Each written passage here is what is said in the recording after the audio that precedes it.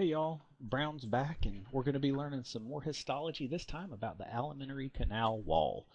So the alimentary canal is that tube that's sometimes called the GI tract or the digestive tract, and it is the canal or tract or tube that goes continually from mouth to anus. So it's a continuous tube traveling through your body in which nutrients are digested and absorbed and feces from which feces is defecated.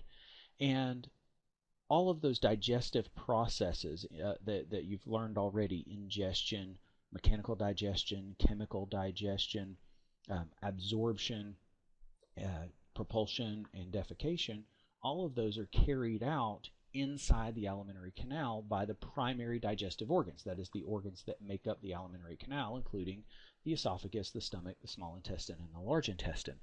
And the functions of those different organs come from the histology of the wall of this tube, the wall of this canal. So if you understand how the canal is modified from one organ to another, then you can understand how the histology, the histological structure, imparts function to those different organs. Now, you've been listening to me talk for a minute and a half, and you may be wondering, why are there tacos on the screen? And that's because I like the analogy of the alimentary canal wall is similar to the menu at kind of a derivative generic American Tex-Mex restaurant. That is, they take the same four basic ingredients. So you got a meat, you've got some cheese, you got some veggies, and you've got a tortilla. But you change those up to go from one menu item to the next. So to go from a soft taco to a hard taco, you fry the tortilla shell or use a flour tortilla versus a fried corn tortilla. Maybe you have cotija cheese in one taco and you have American cheese in another. Or maybe you're making sopes and instead of the tortilla being thin and folded, it's a thick little patty. But by changing details about those four ingredients, you get pretty much the entire menu at one of these restaurants. So what we're going to do is look at quite closely the four layers that make up the alimentary canal wall and what those layers tend to contain throughout the alimentary canal. And then in future modules, future sections of this module, you'll be able to see how those layers are modified in order to impart various functions to the different organs of the alimentary canal. So let's look at these four layers. So you are looking at a cross-section through the esophagus. This is the organ we're going to be using. The picture on the left is slightly lower magnification than the picture on the right, but in both we can see all the layers of the alimentary canal. So the layer facing the lumen, which is essentially a surface, remember the contents of the alimentary canal are considered to be external. That is part of the external environment. It is not subject to immune attack. It is surrounded by the alimentary canal, but it's external. So like we have in most things facing an external environment, we're going to have some sort of mucous membrane. So the topmost layer here is called the mucosa. I'm going to switch pen colors. I think we're going to go to a black pen. So the top layer here is called the mucosa.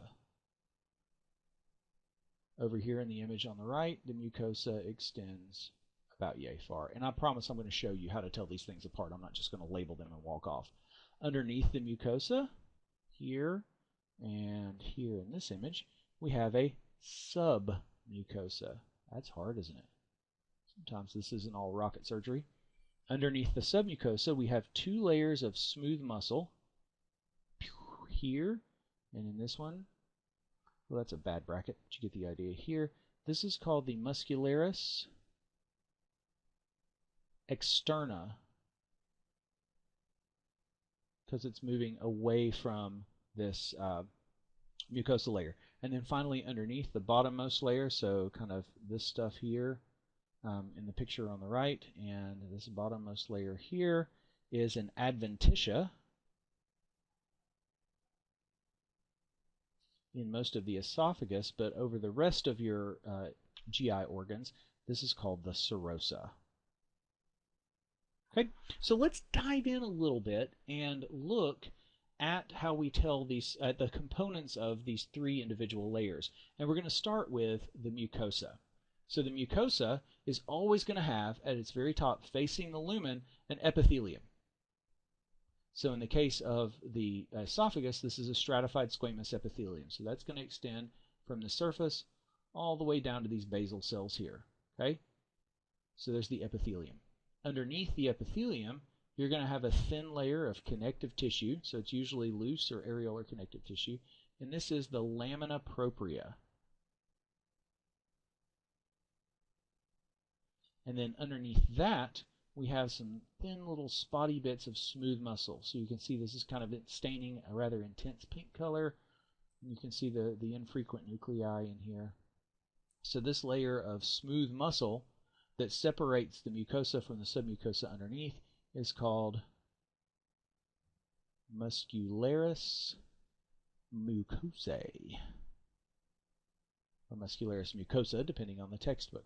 So all of these things, so from the top of the epithelium to the bottom of Muscularis Mucosa, that is the mucosa layer.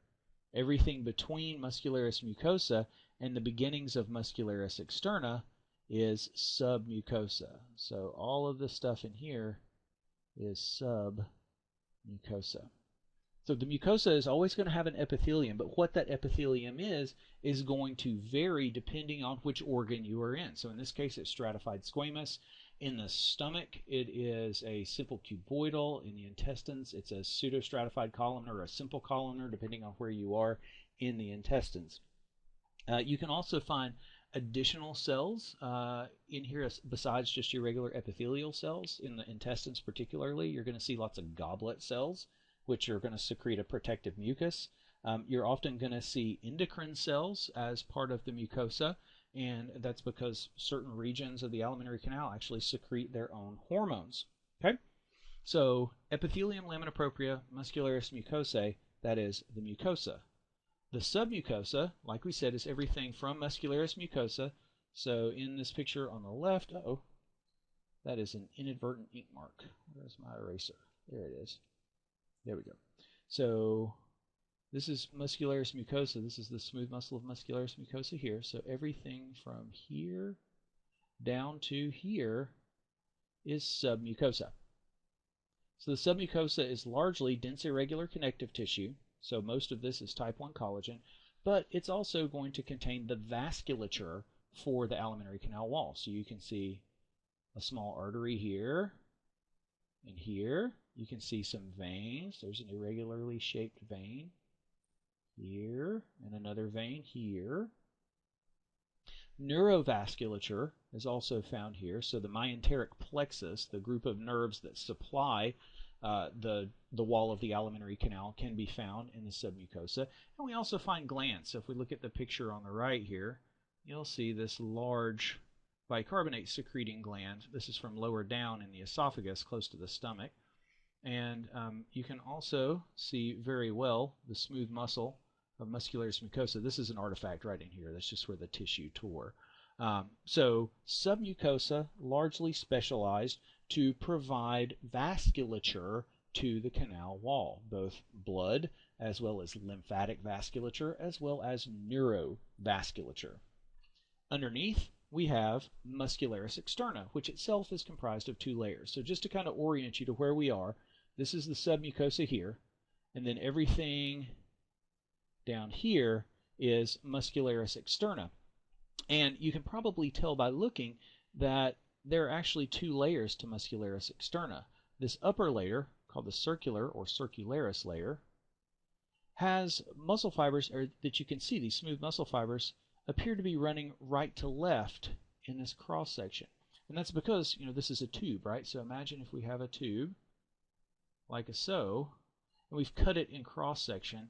These fibers are running in a circular pattern. They're running this way around the entire circumference of this intermuscular layer. Okay? So that's why when we take this in cross section, what we're looking at here comes from like this. These fibers appear to run right to left. Underneath, you can see the shape of the bundles of smooth muscle fibers looks very different. And that's because this is the longitudinal layer down here. The longitudinal layer has fibers. So if we just kind of make this more of a 3D, the fibers of the longitudinal layer are running lengthwise, longitudinally, along the entire alimentary canal wall. And so when you take them in cross section, what you get are just the little dots. Okay? So submucosa, circular layer, longitudinal layer. Finally, I don't have a good picture of it here, but the outermost layer is called the Adventitia for most of the length of the esophagus, and that's because it's inside the mediastinum, that layer of connective tissue that runs kind of down the middle of your thoracic cavity and separates the right and left pleural cavities from one another. But once the esophagus makes its way through the esophageal hiatus and the diaphragm and enters the abdominopelvic cavity, that loose connective tissue is covered with a mesothelium that secretes serous fluid, so we call it a serosa. Okay, so it's only called an adventitia when it's in the thoracic cavity. As soon as it makes it into the peritoneal or abdominopelvic cavity, we call it a serosa.